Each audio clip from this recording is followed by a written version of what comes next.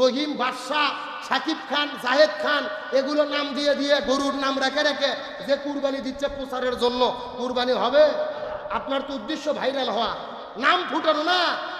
আপনি 1 লক্ষ টাকার কুরবানি দিয়েছেন, আপনার মনের মধ্যে এই জিনিসটা মনে হয় যে আল্লাহ, আমি মানুষকে দেখানোর জন্য কুরবানি দিচ্ছি, কালামানিক দিয়ে কুরবানি দিলাম, পুরো এলাকা গলার মধ্যে মালা দিয়ে ঘুরলাম, আল্লাহকে দেখানোর, আল্লাহর সন্তুষ্টির জন্য নয়, মানুষকে দেখানোর জন্য কুরবানি দিয়েছেন 2 লক্ষ টাকা। আল্লাহ আপনার কুরবানি কবুল করবে না। আপনি 5,000 টাকা, 10,000 টাকা একটা খাসি, ভেড়া বা বকরি কুরবানি দিয়েছেন আল্লাহর সন্তুষ্টির জন্য, ওই 2 লাখ টাকার কুরবানি বাতিল হবে। এই 10,000 টাকার ছাগল কুরবানি আল্লাহর দরবারে প্রথম কবুল হবে।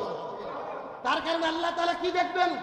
লা ইয়ানালুল্লাহু লুহুমুহা ওয়ালা দিমাউহা ওয়ালাকিন ইয়ানালুহুত তাকওয়া মিনকুম।